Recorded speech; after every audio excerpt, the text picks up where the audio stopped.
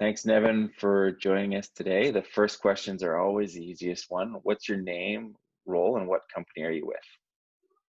I'm Nevin McDougall. I'm the President and Chief Commercial Officer with A&L Canada Laboratories, located here in London, Ontario. And tell me a little bit what does A&L Laboratories do?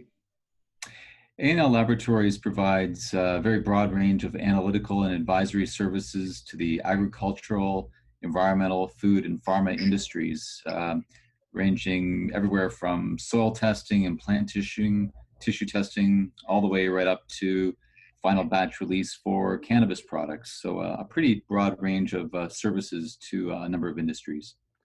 But for those that aren't familiar with the types of terminology, why is soil sampling important? Like, what does it do for the farmers or for the companies that engage in that type of service?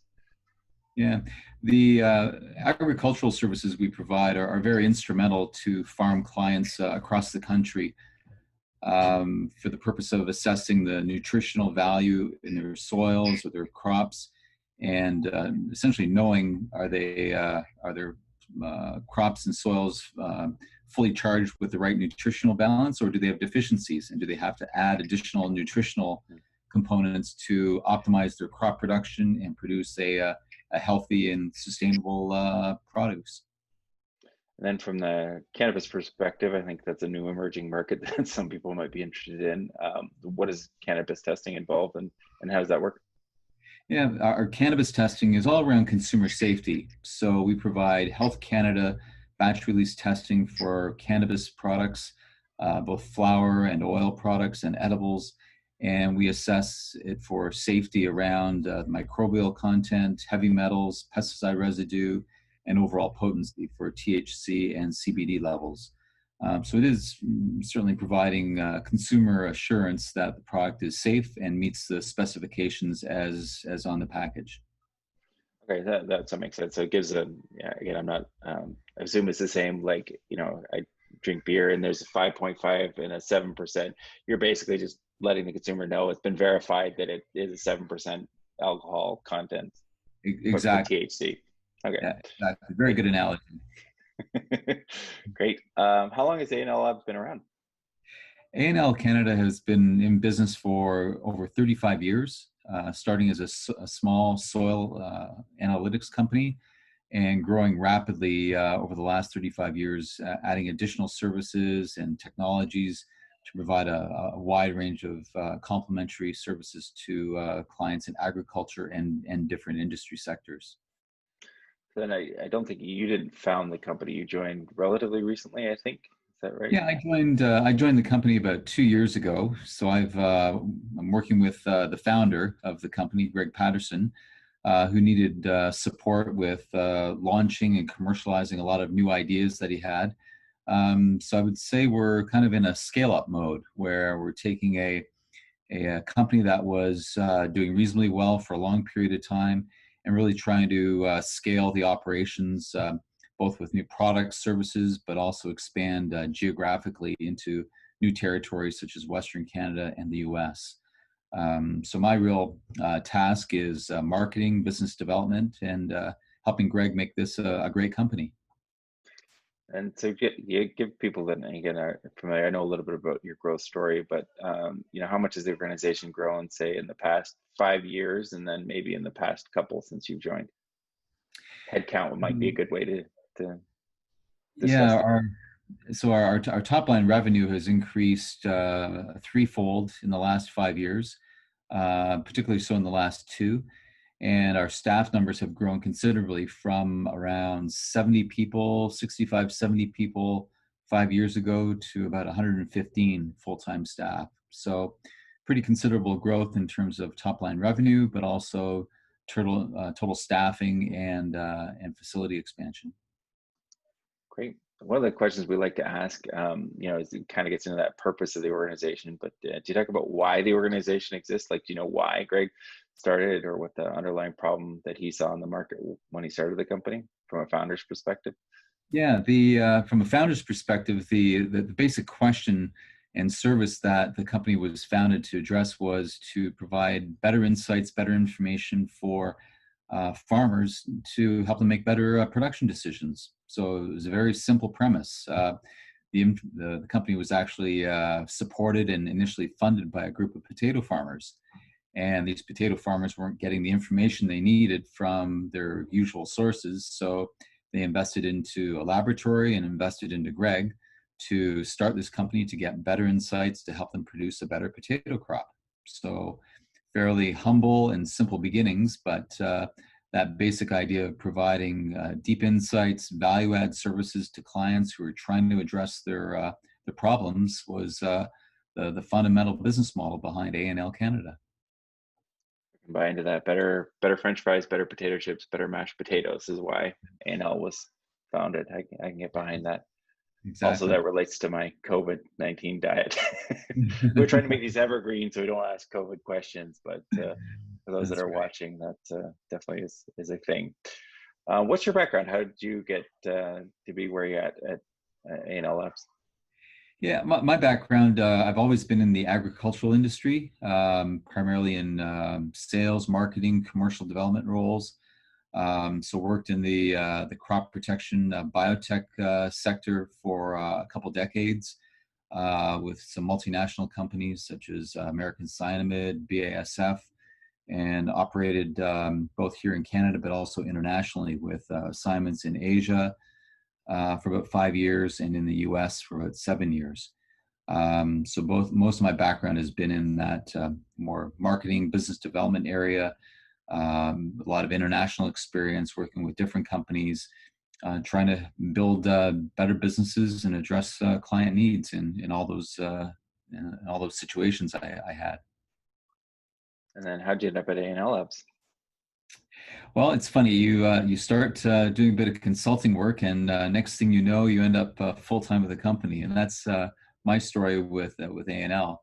I've been doing some consulting for a few companies, along with some board work that I do, and got connected with Greg, the founder of the company, who needed help in the area of business development, marketing, helping scale his business, and what turned into an assignment a couple days a week turned into full-time opportunity to help Greg scale and expand the business. Awesome. It's not the first time I've heard that that Yeah. story. Started as a consultant. Next question is, you joined the RHA Online community. Why do you think it's important to be a part of a community like RHA Online or a networking community in general? Yeah, for me, the value of being connected into different networks and groups of people is really about getting different perspectives, different ideas, and getting a fresh set of eyes on problems or opportunities that you might find in your own business. For me, I've always relied on my networks, on a mentor, on associates I could go to with a problem or a challenge or an opportunity, just to get an outside perspective or viewpoint. In many cases, we tend to get, for those who are very passionate about their companies and their business and their vision, uh, it's great to have that passion, but at times it can be a risk if you've got the blinders on and not looking at all the possibilities and taking an objective view of things. So for me, the value of the accelerator and having that network is really about getting perspective, having new resources you can tap into. And if you have a need for people, resources, talent, it provides an avenue to access and develop those relationships that can help your own business grow and develop. So for me, that's why it's important. Great. The final question for the lightning round I like to answer is there anything I should have asked you about your business or about you that I didn't? Um, you could say, I guess one question would be biggest opportunity. If I were to look 3 to 5 years down the road, what would it be?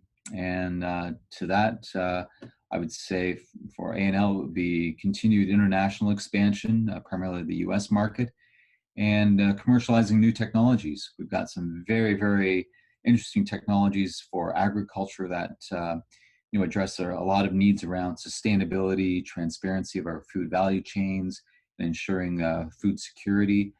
There's some very interesting technologies that we're working on that I'm very excited about and look forward to developing, launching, and seeing impact with clients in the next 3 to 5 years. So That would be one question and my answer. I like that you combine both. Just a clarification question on that too. Again, trying to keep these evergreen as possible, but at the same time, I can't ignore the current context of the pandemic.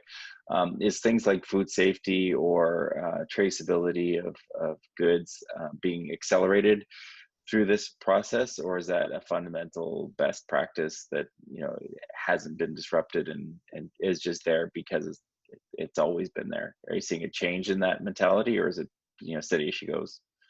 Yeah, I think food security and having a very sustainable and reliable food supply here in Canada, I think for the most part has been well established, well in place, but perhaps taken for granted in recent years. I think what we've experienced over the last 3 months with this pandemic and the need for consumers to have access to quality, healthy, and safe foods. This pandemic has just reminded them of the need to have a secure food supply, a good supply chain that they can rely on and know when they go to the grocery store that they've got what they are used to and can access food to keep their families healthy and safe. So I think the last 3 months for me has just helped all of us realize the importance of our food value chain and just reminded us that, somebody does have to produce the food that we consume every day. And there's a lot of people who take great care over it and keep it top of mind every day that they wake up. So I think it's rekindled the importance in all of us for a secure food supply, David. Yeah, it's been something I remember Joe, when I was working with farms.com 20 years ago, was something that they were driving towards, and still seems to be top of mind for a lot of people in ag. So Yeah, that's why I was curious if it was changing or not. All right, next up is the lightning round questions. Are you ready? I'm ready. All right, married or single? What's your status? Married. Do you have kids? I have 3 kids, teenagers, What are the ages? 17, 19, and 20. All right, there you go. Coke or Pepsi? Coke. Nice. Favorite movie? Oh, Raiders of the Lost Ark. Oh, that's a good one. Favorite book? Favorite book, Moby Dick. Mars bar or Snickers? Mars Bar. Nice. Favorite game or video game? Uh, have to say Euchre. Nice. Favorite vacation spot? Favorite vacation spot. Wow, so many to choose from. Vietnam. Oh, nice. Anywhere specific in Vietnam or the whole region? Uh, there's great place between right in the middle of the country between Hanoi and Ho Chi Minh City. It's called Hanoi. Beautiful beaches, very close to Hai Long Bay. Spectacular scenery. Awesome. Is Die Hard a Christmas movie? Family vacation, Christmas. I'm like, the question is Die Hard a Christmas movie? Oh, Die Hard. I'm sorry, David, I missed that. Yeah, is Die Hard a Christmas movie? Is Die Bruce Hard Willis a movie. Christmas Yes. movie? It is, yes. Yes. Nice. That is the correct answer. Not that I'm supposed to have an opinion. You're banished to an island and can take only one thing with you. Note not person or people. What is that thing? Box of matches. That's a good one. I like it. All right. That concludes the interview. Thanks so much for joining us today, Nevin. It was a pleasure to learn more about you and ANL Labs. Great. Thank you, David. My pleasure.